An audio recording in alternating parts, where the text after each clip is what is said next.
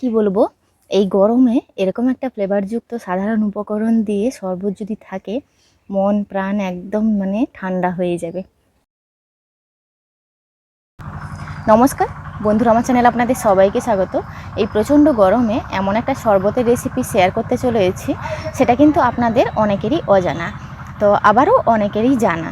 আজকে আমি বানাবো সাগরা। সাগরা শরবতটি হলো প্রাচীন বাংলার একটা হারিয়ে যাওয়া শরবত, যেটা কিন্তু আমাদের মধ্য থেকে হারিয়ে যাচ্ছে। খুবই সাধারণ উপকরণ দিয়ে কিন্তু বানানো যায়। এটাকে কিন্তু প্রাচীন বাংলার মকটেলও বলা হয়। চলুন কিভাবে বানানো যাচ্ছে এই স্বস্তিকর শরবতটি দেখে নেওয়া যাক। একটা পাত্রে আমি বেশ খানিকটা পাকা তেঁতুল নিয়েছি। এটা পাকা তেঁতুল। এই গ্লাসে 3 গ্লাস বানাবো, 3 গ্লাস জল নিয়ে নিচ্ছি।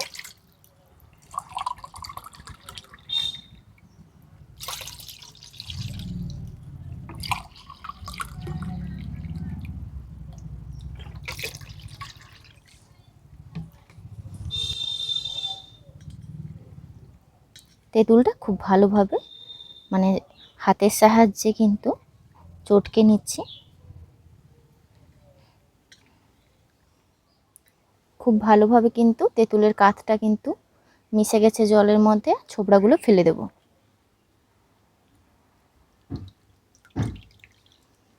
কয়েকটা কাঁচা পাকা লঙ্কা নিয়েছি। এই লঙ্কাটা কিন্তু ব্যবহারের নিয়ম আছে, হাফ করে কেটে নেব। এই বীজগুলো যে মাঝখানে, সেটা বের করে নেব। এটা কিন্তু কোনো ঝালের জন্য ব্যবহার করা হবে না, জাস্ট ফ্লেভারের জন্য।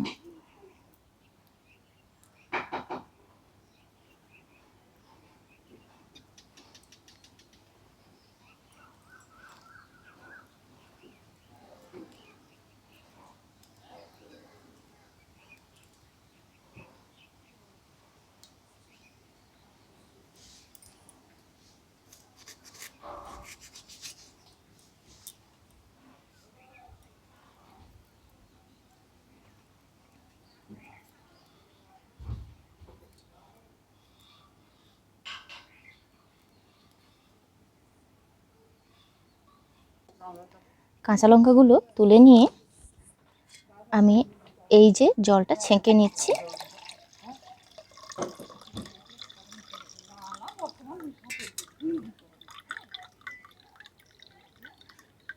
তিনটে গ্লাসে এইভাবে করে ছেঁকে নিয়েছিলাম। আবারও ওই পাত্রে ঢেলে নিচ্ছি। বাকি উপকরণগুলো দিয়ে দেব।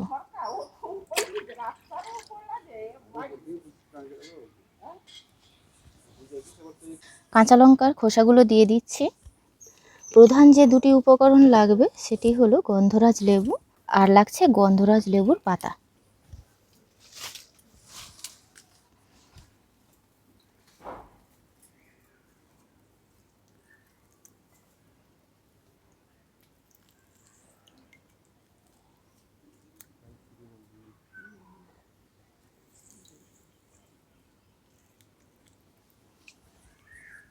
এবার নিয়ে নেব বিট লবণ।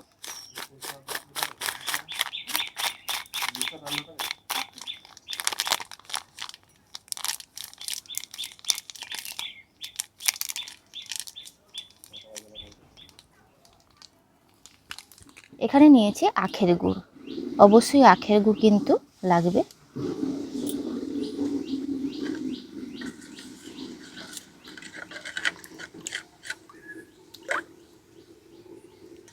এত সুন্দর ফ্লেভার কি বলবো।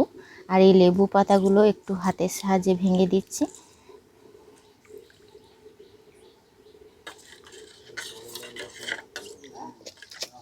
মিষ্টির পরিমাণটা যে যার পছন্দ অনুযায়ী ব্যবহার করবেন, তবে আমার কাছে একটু কম লাগছিল, আর একটু দিয়ে দিলাম গুড়।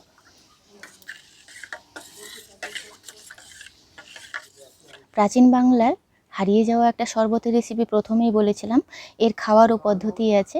এটা কিন্তু তৈরি হয়ে গেছে। তৈরি হওয়ার পর কিন্তু 2-3 ঘন্টার জন্য মাটির কলসিতে রেখে দেওয়া হয় এবং মাটির পাত্রে কিন্তু পরিবেশন করা হয়।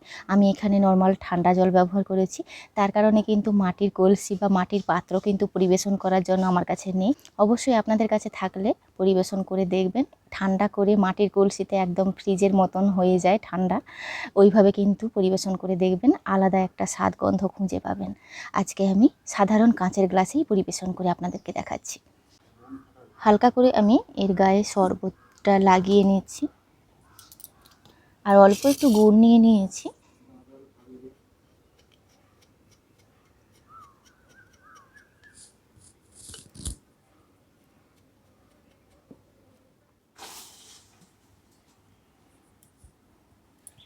এবার আমি শরবতটা ঢেলে নেব।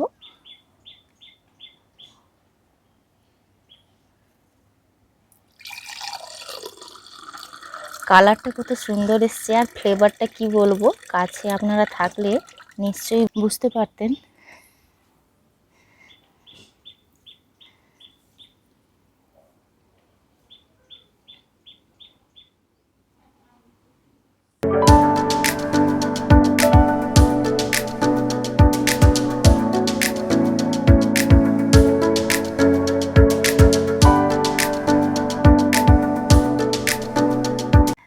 একটা তো খেতেই হবে, আর দুটো গ্লাস রেখে দিয়েছি, ঈশান ঘুমিয়ে গেছে, এখন আমি খেয়ে নেব। কি বলবো, এই গরমে এরকম একটা ফ্লেভারযুক্ত সাধারণ উপকরণ দিয়ে শরবত যদি থাকে, মন প্রাণ একদম মানে ঠান্ডা হয়ে যাবে। দারুণ লাগছে। এত সুন্দর ফ্লেভার।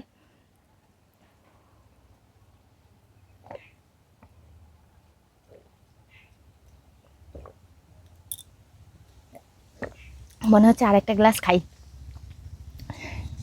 আজকের ভিডিওটি এখানেই শেষ করছি, দেখা হচ্ছে পরবর্তী একটা নতুন পর্বে।